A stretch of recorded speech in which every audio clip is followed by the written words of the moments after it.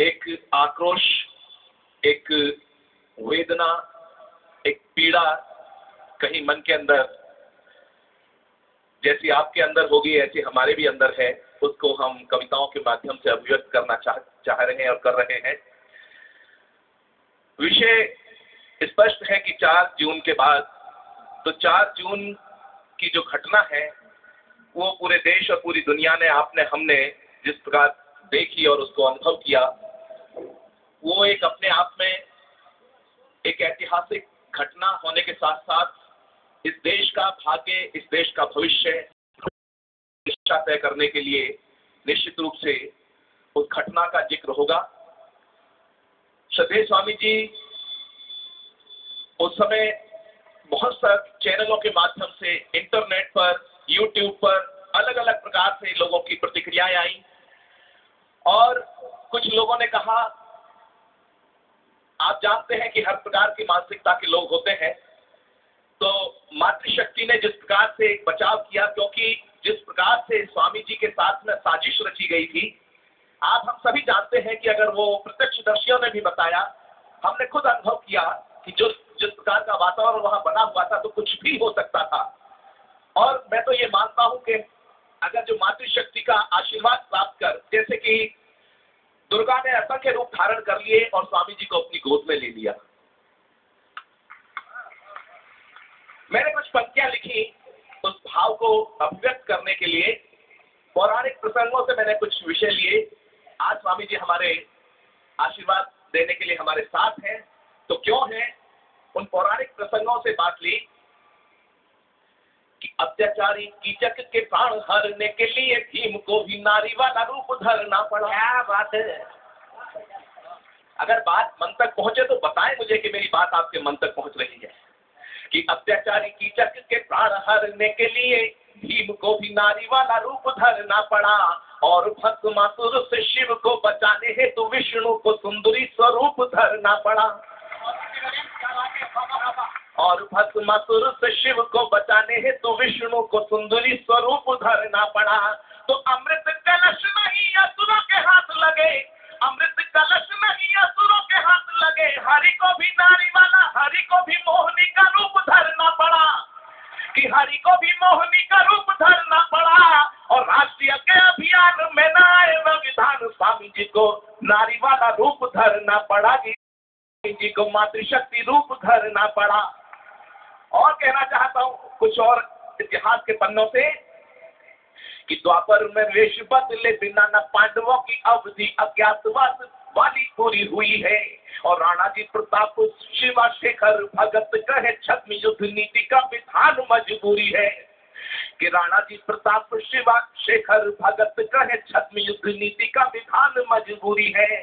तो नेताजी सुभाष वेश बदल विदेश गए, उन बिन आजादी की कहानी अधूरी है। और अंतिम पंक्तियां मन तक पहुंचे तो बताएं कि उन बिन आजादी की कहानी अधूरी है। और अत्याचारी अधर्मी असुरों से युद्ध हो तो जंग जीतने के लिए जीना भी जरूरी है जी।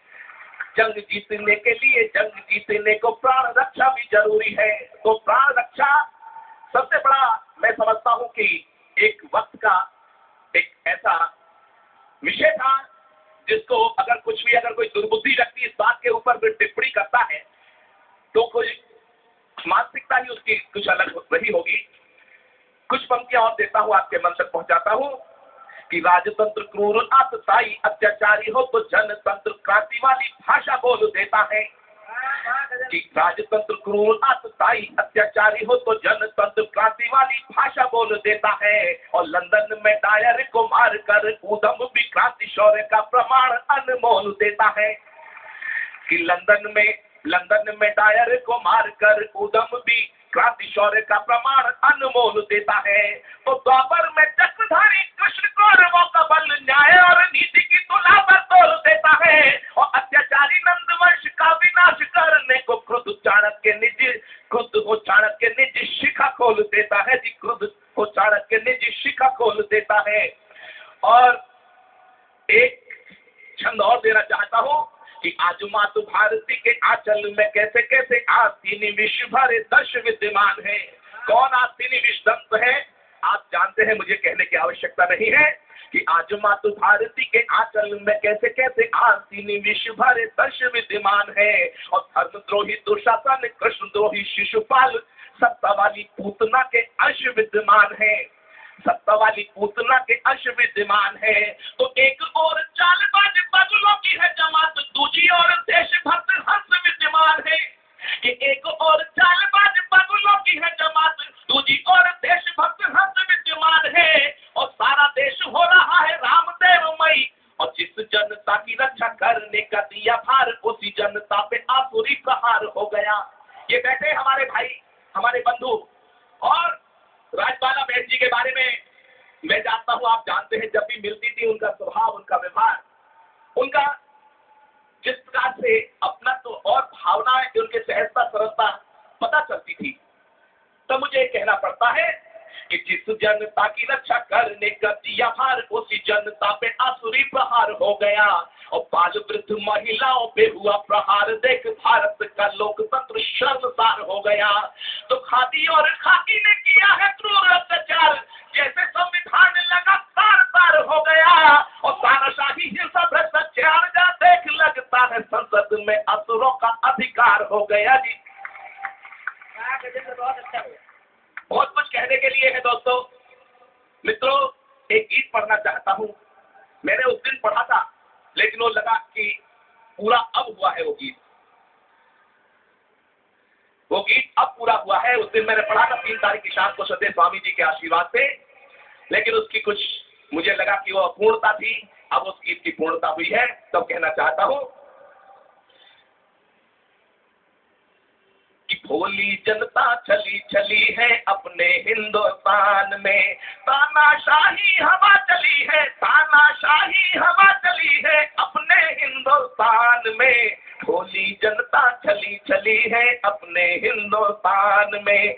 4 जून की रात वो काली लोकतंत्र पे दाग हुई, 4 जून की रात वो काली लोकतंत्र पे दाग हुई। मानो फिर खूनी हिंसा की जलियांवाला बाग हुई। आजादी की चिता जली है अपने हिंदुस्तान में। भोली जनता चली चली है अपने हिंदुस्तान में। कितने भ्रष्टाचारी बैठे आसन पर, कितने भ्रष्टाचारी बैठे आसन पर, जैसे विषधर मार कुंडली बैठे हो सिंहासन पर, जैसे विषधर मार कुंडली बैठे हो सिंहासन पर। बेशर्मी की बेल फली है अपने हिंदुस्तान में। भोली जनता चली चली है अपने हिंदुस्तान में। और पंक्तियां देखिएगा कि 2G हो या CWG, जी भर भर कर है लूटा। आप देख रहे हैं, ये तो वर्तमान के घोटाले हैं। ये घोटालों की परंपरा तो 63 सालों से चल रही है हिंदुस्तान में। जो स्वामी जी बार बार कह रहे हैं, पूज्य स्वामी जी, कि कितना धन, अकूत संपत्ति अपने आगे वाली पीढ़ियों को और इस देश पर, गरीब लोगों पर शासन करने के लिए क्रूर अत्याचार की सभी सीमाएं तोड़ते हुए उन्होंने विदेशों में जमा की हुए हैं। और यहाँ पर भी जिस कार्य धन की बात कर रहे हैं स्वामी जी, तब मैं कहता हूँ कि 2G हो या CWG, जी भर भर कर है लूटा। चोरी सीना चोरी करने वालों का भंडा फूटा। माननीय उच्चतम न्यायालय ने जो अभी कल वो दिया है, अब इससे पता चलता है देश में क्या हो रहा है कि 2G हो या CWG, जी भर भर कर है लूटा। चोरी सीना चोरी करने वालों का भंडा फूटा। भ्रष्ट व्यवस्था खूब फली है अपने हिंदुस्तान में। भोली जनता चली चली है अपने हिंदुस्तान में। भोली जनता चली चली है अपने हिंदुस्तान में। चोर दलालों बेईमानों के राजनीति से नाते हैं। कितने घोटालेबाजों के स्विस बैंकों में खाते हैं। कितने घोटालेबाजों के स्विस बैंकों में खाते हैं। जनता की हालत बदली है अपने हिंदुस्तान में। भोली जनता चली चली है अपने हिंदुस्तान में। और 4 जून की वो जो रात थी, उसके बारे में जो मैं कह सकता हूँ, मानवता की साज ढली है अपने हिंदुस्तान में। भोली जनता चली चली है अपने हिंदुस्तान। रत्ती पंक्तियां देना चाहता हूँ, क्या होगा कि बहुत हो चुकी लूट पाट अब जोड़ लगाया जाएगा, कि बहुत हो चुकी लूट पाट अब जोड़ लगाया जाएगा, हर भ्रष्टाचारी को अब अंदर पहुंचाया जाएगा, कि हर भ्रष्टाचारी को अब अंदर पहुंचाया जाएगा। दीप क्रांति की ज्वाल जली है अपने हिंदुस्तान में, दीप क्रांति की ज्वाल जली है अपने हिंदुस्तान में, भोली जनता छली छली है अपने हिंदुस्तान में। और कि जनता ने जो स्वामी जी से डोर आस की बांधी है, देश की 121 करोड़ जनता जिसकी बात स्वामी जी कर रहे हैं, उसमें से 1/21 करोड़ सभी हैं, आप भी हैं, हम भी सभी हैं। तब मैं कहना चाहता हूं कि जनता ने जो स्वामी जी से डोर आस की बांधी है, यह अभियान तो स्वामी जी को के संकल्पों की आंधी है, यह अभियान तो स्वामी जी के संकल्पों की आंधी। और इस आंधी में क्या हो रहा है? संकल्पों की आंधी है। गद्दारों की चूल हिली है अपने हिंदुस्तान में, दीप क्रांति की ज्वाल जली है अपने हिंदुस्तान में, दीप क्रांति की ज्वाल जली। एक बार नारा लगाइए मेरा साथ, पूरा एक एक हाथ उठना चाहिए, भारत माता की जय।